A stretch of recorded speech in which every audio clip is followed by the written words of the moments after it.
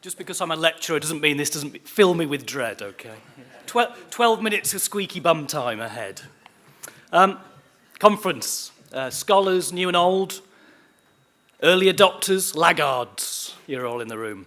What an amazing, challenging, tiring, exciting, daunting 2 years I've had. I've learnt a lot. I've grown as a man. And unlike Andy, I've put on a stone and a half. That's fine. Building a sustainable farm business. Why on earth did I choose that subject? It's huge. It covers everything we've been hearing about for the last 2 days.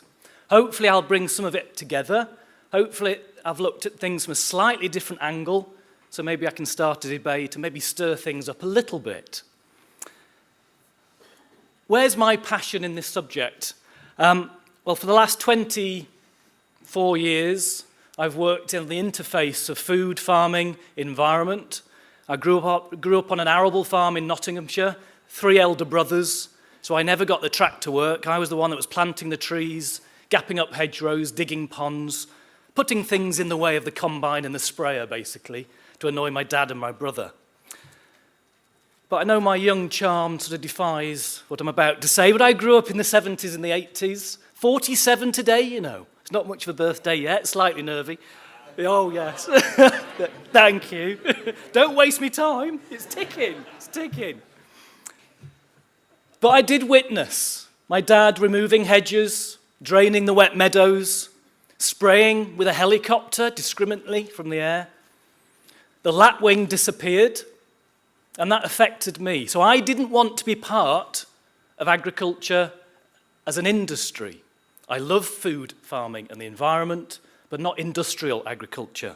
So my first job was with FWAG as a FWAG advisor. My degree was in rural resource management, trying to bring it all together. Multifunctional land use is what I'm all about. And that's why I'm here. That's why I wanted to study sustainable farm business management and how we use our environmental assets, our natural capital, basically. My travels took me from Romania to China, via France, Belgium, United States, Canada, Vancouver Island, Ireland and the Burren, a wonderful landscape, and the madness of Hong Kong. I met lots of my farming heroes, including people like Joel and Dan Salatin at Polyface Farm, who I know many of you have also met. Gary Zimmer, the biological farmer from Wisconsin, a wonderful, crazy man who talks at a speed that I've never heard anyone talk at.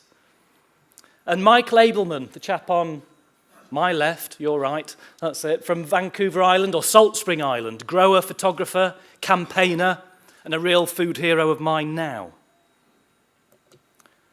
I've engaged with initiatives and projects across the world, from the Rodale Institute in America, looking at their farming system trials, showing that organic can produce good yields, that it can be profitable, that it can beat conventional agriculture. To Fundacia Adept in Romania, looking at how we can try and protect some of our species-rich grassland and high nature value farming areas in, say, Transylvania. To the Transylvanian Food Company, trying to add value to things like sea buckthorn, which I did witness. Slow food. I went to Milan to the World Expo, the biggest disappointment of my Nuffield journey. But it's not just about who you see or where you go or who you visit. It's also about the time you do thinking, the things you read, and the thinkers that you engage with in all sorts of different subtle ways. I was very lucky to be introduced to Wendell Berry and the writing of Wendell Berry when I was in Lancaster County by a Mennonite family I was staying with. And his writing has really captured how I feel. I'm an environmentalist, I'm a farmer, therefore I'm never going to be happy, am I? I'm always going to be compromised. That's how Wendell Berry feels. Dr. Kai Chan, Vancouver University, who works on different ways to pay farmers for ecosystem services. Forget subsidies, forget grant schemes. Let's use things like reverse auctions and social conservation bonds, different ways of delivering money for public goods. Lots of research in Vancouver, and I'm hoping to do some research with Dr. Chan over the next few years. Prince Charles, one of my inspirations. I've been very lucky to meet him twice in my Nuffield journey. He's been very supportive via the RAU and via slow food and via the pasture-fed movement, and that's something else I want to follow, but he's always had a wise word for me. If you ask me to focus on two things, two light bulb moments, it's this. I am part of a wonderful, wonderful food and farming industry, particularly British farming. As I travelled, I came home thinking how great we are in this country at doing all the things we do: multifunctional land management, public access, education, good food, traditional breeds, habitat management, innovation. We're good at it. I think we're the best in the world, and that still hit me right between the eyes. But sadly, we are not sustainable. I think we've got about another 100, 150 years left on this planet if we're not careful. All the science, or most of the science, suggests that. I know you can't read that slide, but all the trends are negative, whether we're looking at soil health, natural resource use, climate change, methane, red meat consumption, population trends. We are struggling. Okay? We're tinkering at the edges at the moment still with paradigm change. We need to do a little bit more, and we're all responsible for that. We are to blame. As farmers and consumers, particularly, we are all consumers in this room. We must vote with our fork and make a change.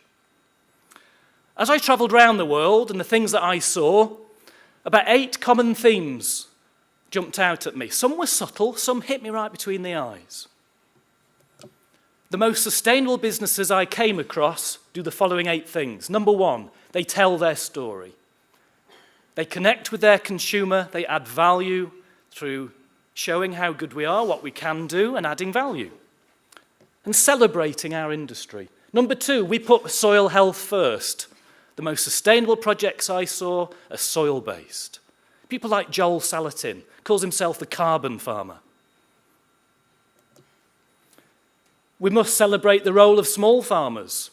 Maybe speaking to the question yesterday about where do small farmers fit in, I think they're crucial. Most of the world's food is produced by small farmers. Let's harness that. Let's build on that. It's not all about big-scale, broad-acre farming. I think something like 90% of the world's food is produced by peasant farmers, small farmers.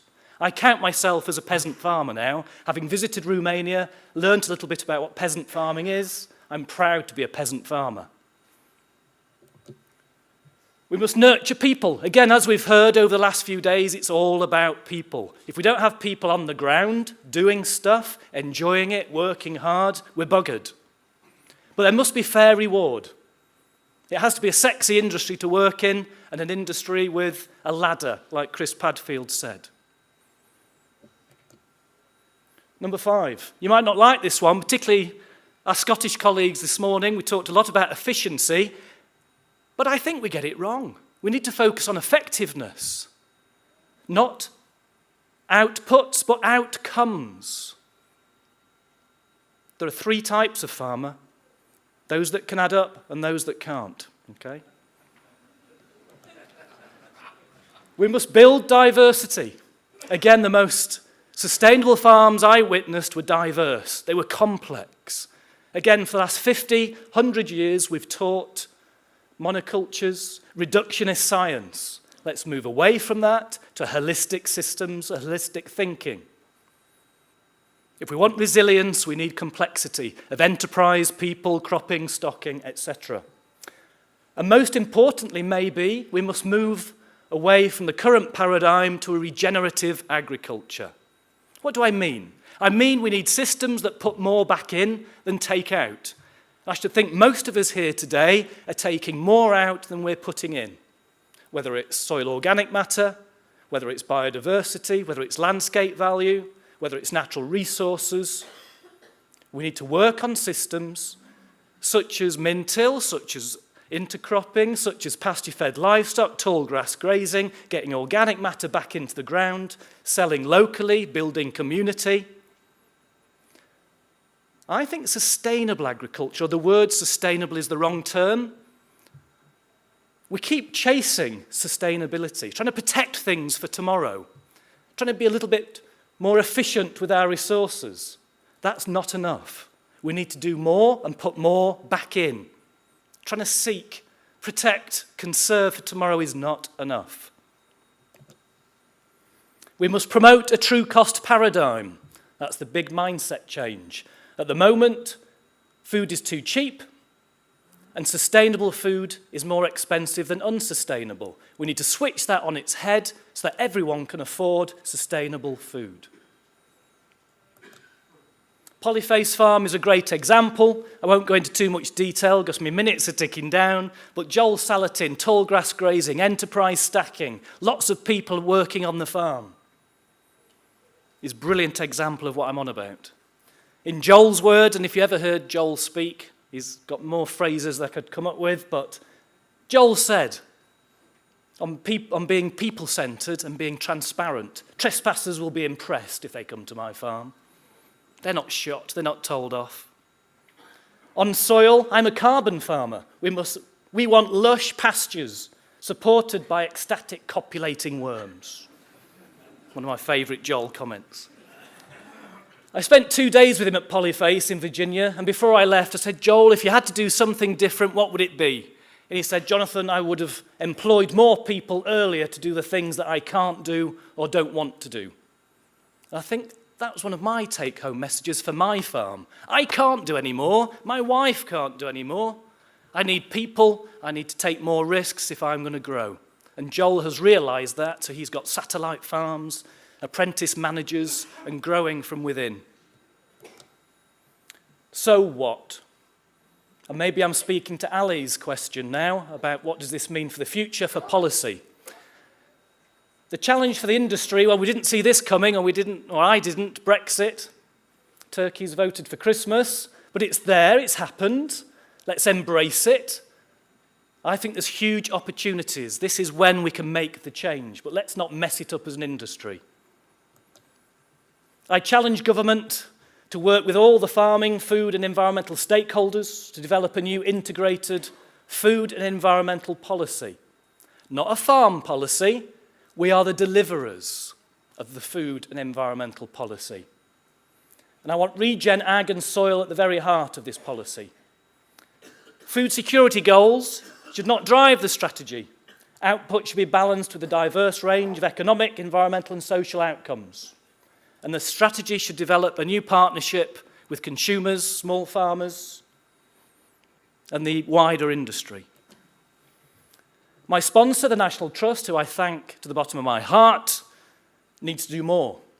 As one of the biggest landowners in the country, they need to grasp, work with the industry, be more positive, and push the rewards for multifunctionality, not just focus on nature, but sustainable agriculture generally. And they should work with small farmers and rural entrepreneurs on their holdings. And finally, my personal challenge. Coneygree Farm in the Cotswolds, what am I going to do? More organics, more regenerative agriculture, I've still got a lot to learn. More farming enterprises, agritourism, maybe pastured chickens. I'm going to speak to Gordon after this event.